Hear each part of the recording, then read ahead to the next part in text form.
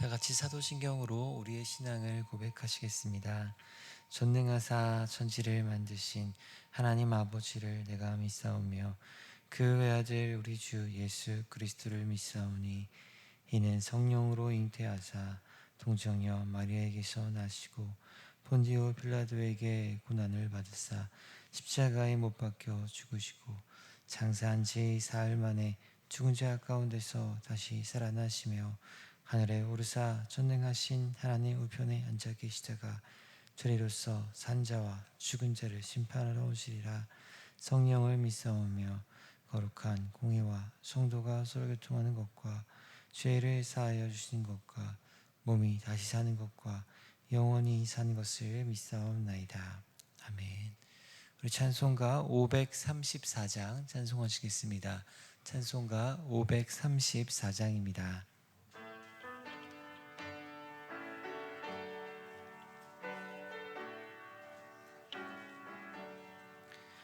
주님 찾아오셨네. 모시어 들이세.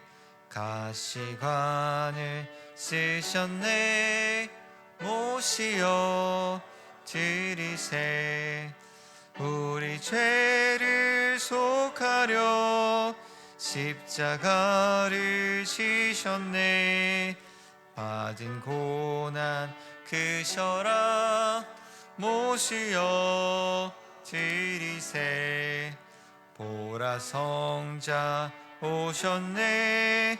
모시어 들이세. 영광 중에 계신 주 모시어 들이세. 헛된 교만 버리고 우리 구주 모시어 영원 복락 누리세. 모시어 들이세. 겸손한 자 찾도다. 모시어 들이세. 하늘에서 부르네. 모시어 들이세. 좋은 자리 드리고 주실 은혜 구하세. 하늘나라 세우세. 모시어 들이세. 주여 내가 믿으니 오소서 오소서. 주여 환영하오니 오소서 오소서. 생명길로 이끄사 슬픔 위로하시고 진리 알게 하소서. 오소서 오소서. 아멘.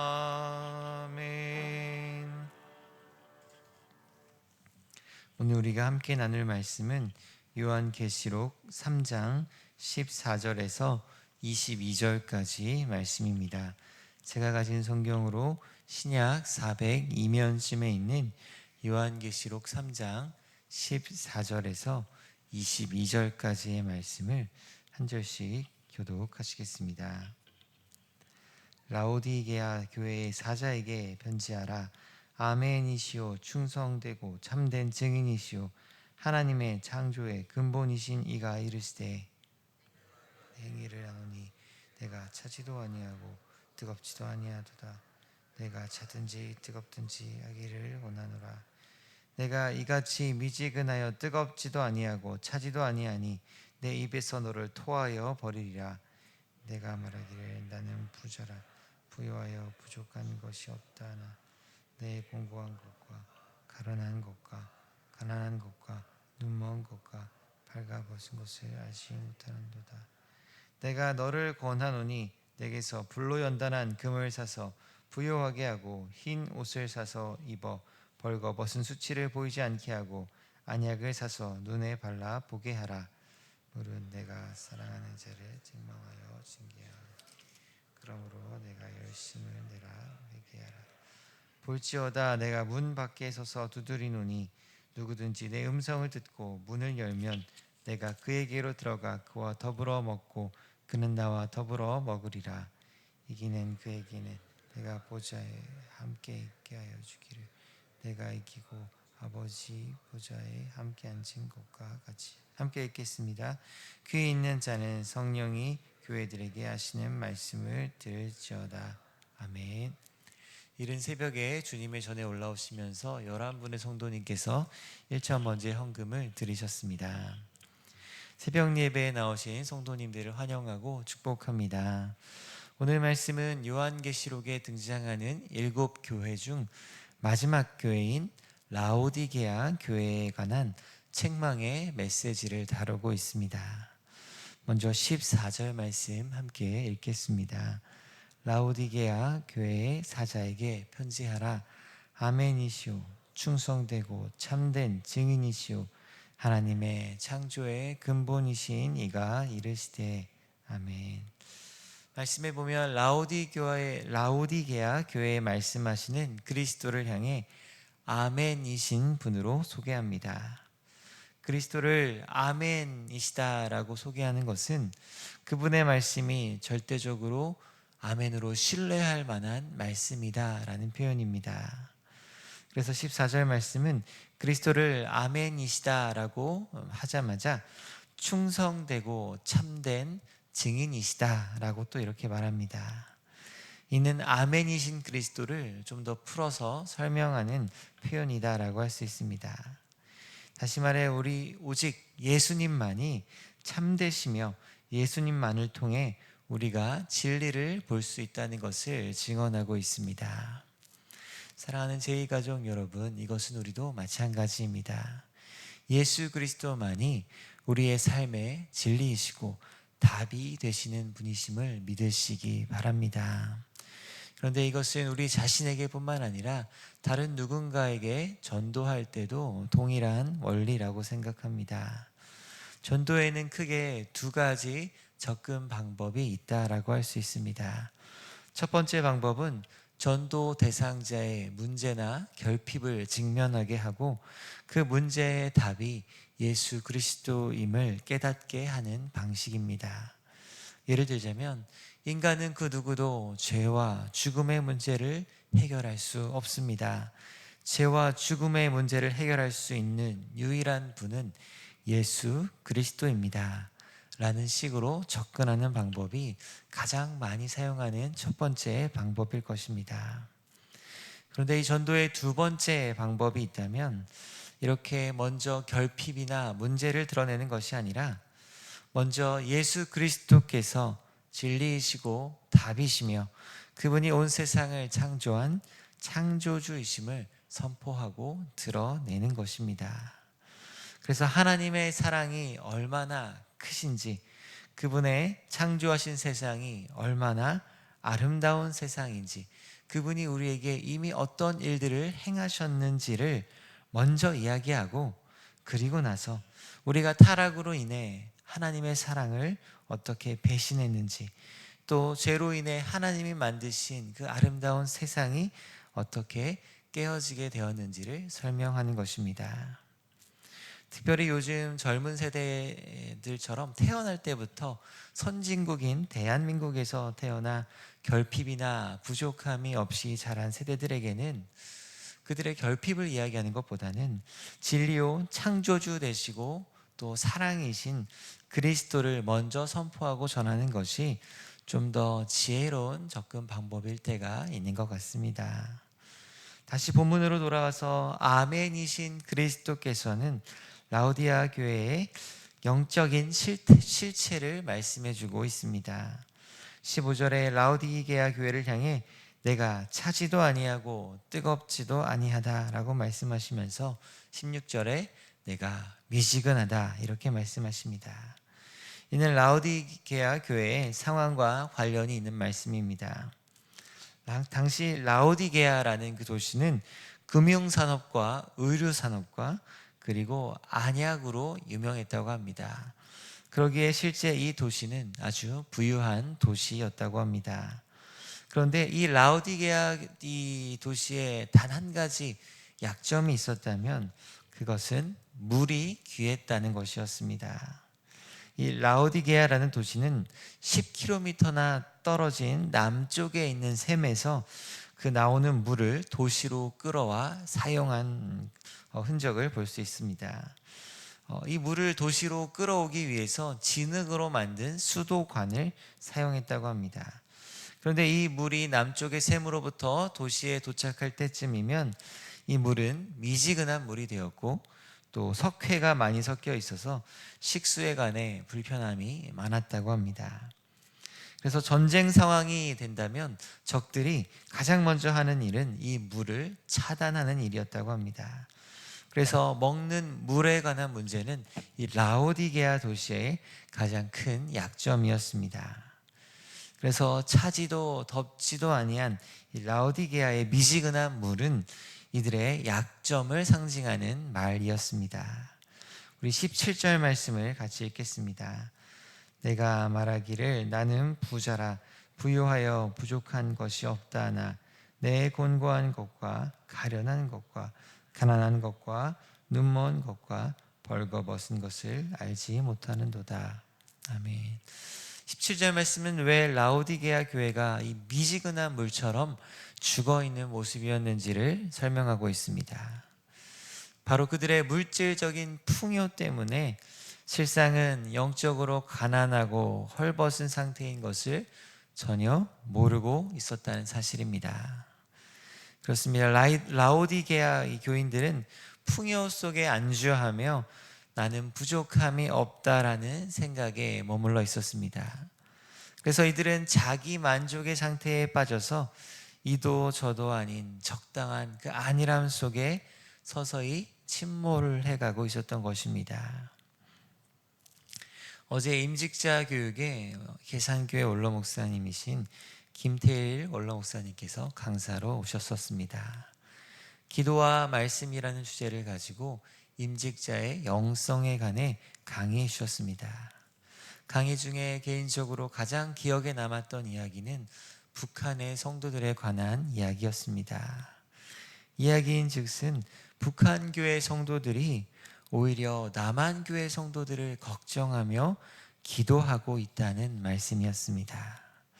일반적으로 생각하기에는 부유하고 또 교회가 많은 이 남한의 그리스도인들이 북한을 복음화하는 데 도와야 한다라고 생각했었는데 반대로 북한의 그리스도인들이 이 남한을 걱정하며 남한의 그리스도인들을 위해 기도한다는 사실이 꽤나 충격적으로 다가왔습니다.